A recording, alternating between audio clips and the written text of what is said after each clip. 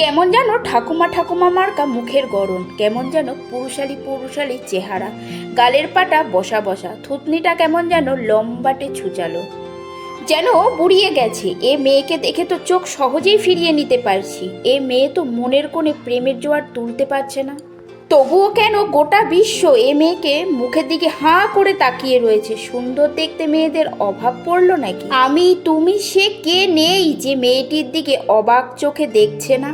হাত পাগুলো কেমন যেন পুরুষালি পুরুষালি, তবুও প্রতিটি পুরুষ আজ ওই মেয়েকেই দেখছে। কপালে টিপ নেই, ঠোঁটে হালকা বা গাঢ় কোনো শেডেরই লিপস্টিক নেই, গয়না টয়না কিছু নেই, চকচকে ভাবও নেই, চোখ জুড়ে শুধু রিঙ্কেল। তবুও মেয়েটাকে অবাক চোখে সবাই দেখছে। কেউ চোখ ফেরাতে না পারলেও চোখ ফিরিয়ে থাকতে পারছে না।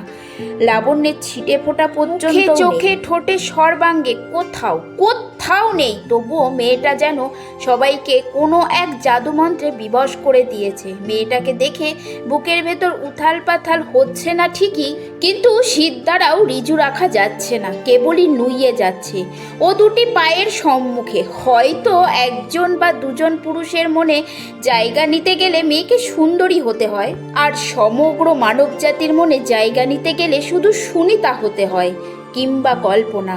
শুধুই বুড়িমা মার্কা সুনিতা হতে গেলে রূপ লাবণ্যের ছিটে ফোটাও লাগে না। যেখানে মেয়ের রূপের ছটা পুরুষের হৃদয় পুড়িয়ে ছাড়খাড় করে, সেখানে গুণের ছটা সমগ্র বিশ্ব মানবকে পায়ের কাছে এনে ফেলে দেয়, শুধু শ্রদ্ধান্তে নতজানু হতে।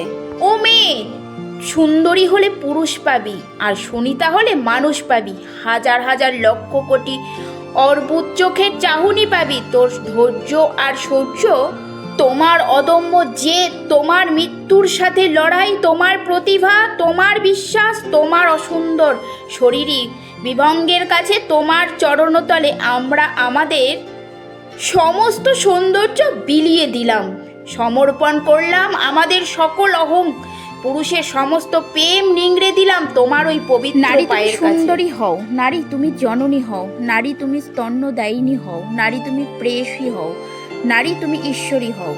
কিন্তু সুনিতা হতে ভুলো না। সুনিতা হলে তুমি বিশ্বেশ্বরী হবে, সুনিতা হলে তুমি ইতিহাস হবে। আজ পৃথিবীর দুজনাতে মিশে গেছে মায়ের জাতি সুনিতা। পুরুষ জাতি বুঝ উইলমোরে।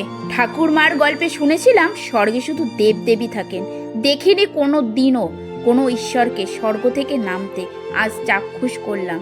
ভিডিওটি ভালো লাগলে আপনার মূল্যবান মতামতটি জানিয়ে যাবেন।